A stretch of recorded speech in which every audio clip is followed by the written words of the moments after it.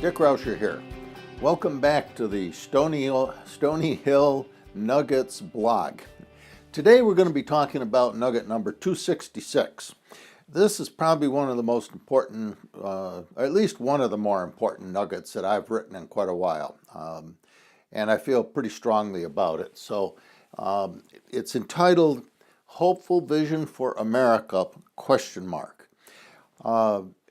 We're in the middle of a pretty contentious election cycle right now, and there's a lot of kind of black and white ideological thinking going on, and frankly on both sides, and that's not particularly helpful for a democracy. But what I'd like to talk about today is even more fundamental, and I'll keep it short. I know you're probably burned out on 2016 election dialogues. I want to start by reading a quote from Bill Moyers. He writes about how to be a successful representative government. And here are his comments. He says, to be a successful representative government, let me take my glasses off so I can see, assumes that elections will be controlled by the citizenry at large, not by those who have the most money. Electors must believe that their vote counts. Elected officials must owe their allegiance to the people, not to their own wealth or to the wealth of interest groups that speak only for the selfish fringes of the whole community. And here's his key point. In one way or another, this is the oldest story in our country's history. The struggle to determine whether we, the people, is a metaphysical reality, one nation, indivisible, or merely a charade masquerading as piety and manipulated by the powerful and privileged to sustain their own way of life at the expense of others. So, one of the things I'd like to talk about briefly here in this election is, are we headed for a one nation indivisible, or are we headed for a nation based on fear and based on us versus them, and anybody who doesn't look like us or doesn't talk like us or doesn't think like us or believe what we believe or is a different religion, you name it,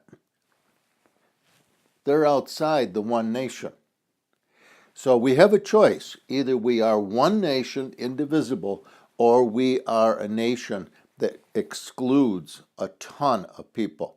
And that's kind of where we're headed. And it really is frightening to me because that is not a democracy. That is not the vision that the founders of our country had. Okay, and by the way, we are a nation of immigrants anyways. So this whole thing is getting really off base. So, basic concept. Two categories of voters. One is the voter who is still kind of hanging on to some hope, okay? And then we have those who are no hope. Now, the people who are hopeful are likely to vote. People who are less hopeful may or may not vote, okay? And that's kind of up in the air. What's important is that we are headed for an oligarchy, and I'm going to talk about this a little bit more in a second. But the oligarchy concept is that a few people with a lot of money control key members in the government, and the key people in the government vote the way the wealthy, the 1% of the oligarchy, want them to vote.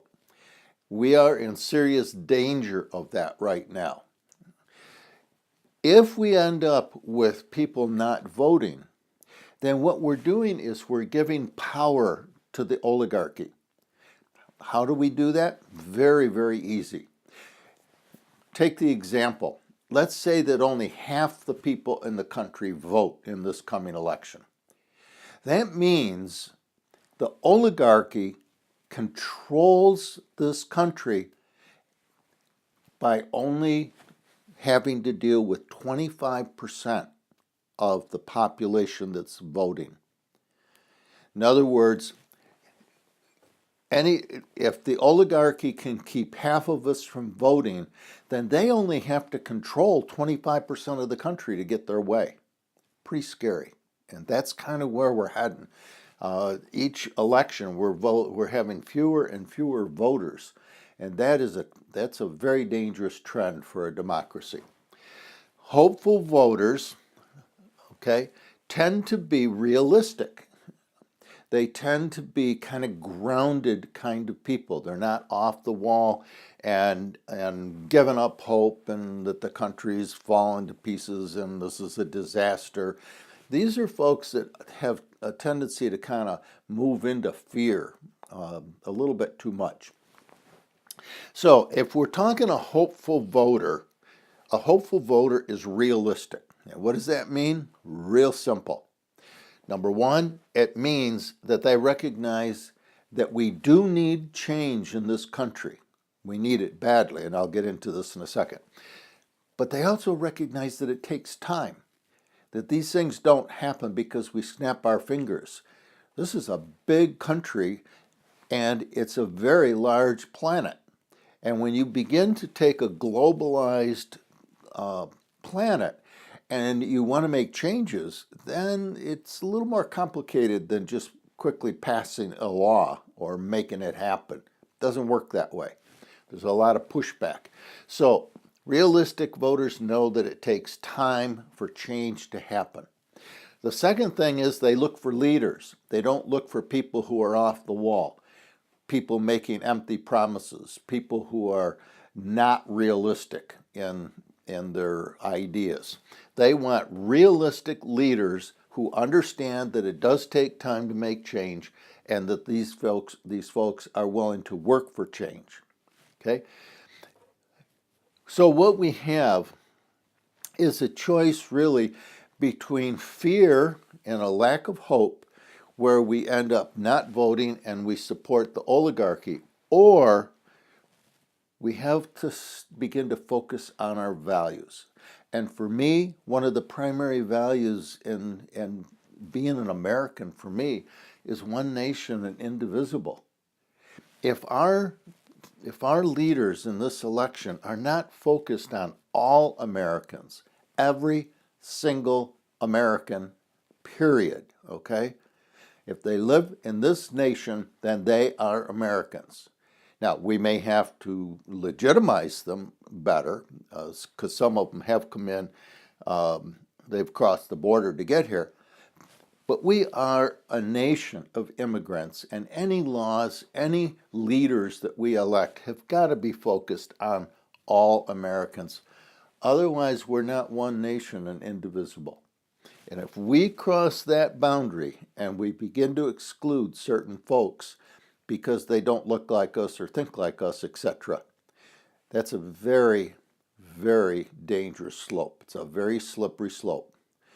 We are one nation, indivisible, and that was the vision of our forefathers, the people who wrote the Constitution. And if we're going to support our values as Americans, then we don't have a choice. This is what we have to begin supporting. One nation, all Americans, indivisible, and now let's start making changes. The changes we need, no question about it. And I'm not going to get into them because they're pretty self-evident. But basically, Citizens United has got to be reversed. That is an extremely dangerous law. It's empowering the oligarchy. We've had enough of it. It's time to get back to one citizen, one vote, not one corporation or one person with a couple $1 billion influencing our representatives in Washington. We have a major problem. It hasn't even been talked about in this election. This is outrageous as far as I'm concerned. We have global warming. 97% of credible scientists are telling us we are on a very, very dangerous path. It's time that our leaders begin talking about this in a very serious way. And yes, it's going to change everything. But I don't think we really have a choice. If we want a planet that is livable, then we have to start getting control of the carbon, and we need to keep it in the ground, basically. Poverty, way too much poverty, okay? Our nation is no longer middle class. We have the oligarchy has rigged the system so that all the money goes to the top, and we are creating immense poverty, not only in this country, but this is going on all over the world, okay? That the poor are being controlled by oligarchy organizations or governments. And right now, basically, we're turning this world into an angry world. And when you get enough people who are angry, it's not going to be a peaceful place to live, okay? And we are really headed in that direction. So the changes we need, Citizens United, we got to start dealing with global warming. We got to deal with the big issue of poverty, because that is going to come up and bite us all. We've got to get rid of this never-ending war that we've been in for 15 years. We're creating all of the ISIS extremist fighters. We are creating them. We're bombing their cities. We're bombing their homes. We're bombing their relatives, okay? That's not a good plan if you want to, get out of a war that's been going on for 10, 15 years. And we need a rational vision of the future that recognizes that it takes time. So let me leave you with one last quote. It's the one there's quite a few quotes in this article, and I really encourage you to read them because some of the quotes are really very, very helpful and insightful. This last one is from Supreme Court Justice Louis Brandeis. I think I'm pronouncing that right. He says, "We may have democracy, or we may have wealth concentrated in the hands of a few, but we can't have both. We have to make a decision. We are either a one nation, indivisible, or we are going to move in the direction of an oligarchy where we're controlled by a few, the 1%, okay? And that's the choice when we walk into the voting booth. If we don't walk into the voting booth and exercise our right as citizens, we support the oligarchy, okay? If we do, and we vote for leaders who support one nation, indivisible, then we're protecting our democracy. And it's as simple as that. We have a choice. It's either this one or it's an oligarchy. Okay? Hope this is helpful. I'm trying to find a way to cut through a lot of the noise and really bring it down to what I consider kind of fundamental thinking. It's either A or B, and that's the choice. When you pull that lever, that's what you're really choosing. And if you don't go home, or if you don't vote and you stay home, you're choosing the oligarchy. Okay, you're giving them too much power.